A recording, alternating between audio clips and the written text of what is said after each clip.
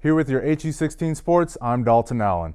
Last night, just 10 miles away in Bald Knob, the Harding Academy Lady Wildcats got their 11th straight win of the season.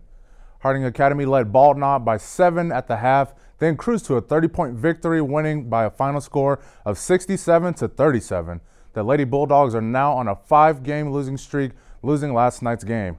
Harding Academy stands alone at number 1 in the conference with a 13-0 conference record, 21-3 overall. And staying with the White County basketball matchup, Harding Academy survived in a thriller 61-60 over the Bald Knob Bulldogs.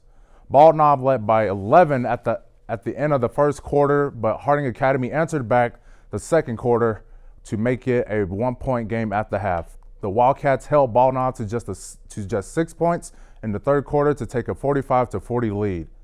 In the final stretch, Bald Knob outscored the Wildcats 20-16, but fell just 1 point in the end. Harding Academy is also number 1 in conference with a 12-1 record. Both teams have a 2-game cushion for first place ahead of Tuckerman, who sits behind them at second in 3A play.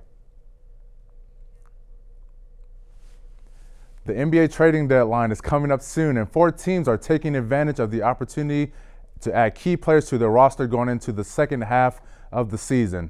The Houston Rockets, Atlanta Hawks, Denver Nuggets, and the Minnesota Timberwolves all took part in a massive 12-player trade this afternoon, trying to put the right pieces in their puzzle. Just to recap briefly, the Rockets took charge to acquire forward Robert Covington and center Jordan Bell from Minnesota, and sent on their way to Atlanta starting center Clint Capella. Houston also traded Nene Hilario to Atlanta and sends injured forward Gerald Green and a first-round pick to Denver. Crazy day in the NBA, and possibly more trades to come as the clock winds down to tomorrow at 3 p.m. for NBA teams to take their final moves. Kobe Bryant's legacy continues to live on in the eyes of many, and for one local New York artist, he pays tribute to Kobe through his work. Narmeen Chowdhury has the story. Tributes to basketball legend Kobe Bryant and his daughter Gianna come in all shapes and sizes. Here in Brooklyn, you'll find this work in progress. I've always been a Laker fan, so although I'm from New York, I bleed purple and gold.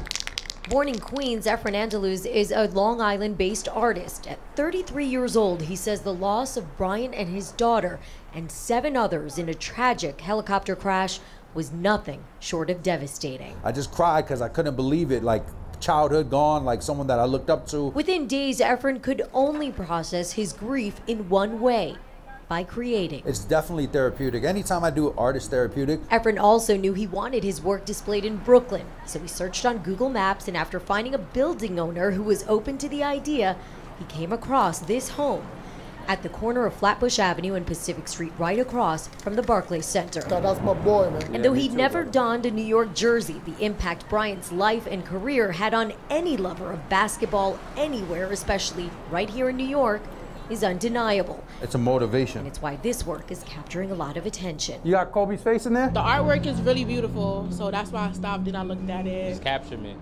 It just made me stop. The iconic image was first photographed by John Suhu and now brought to life by Efren.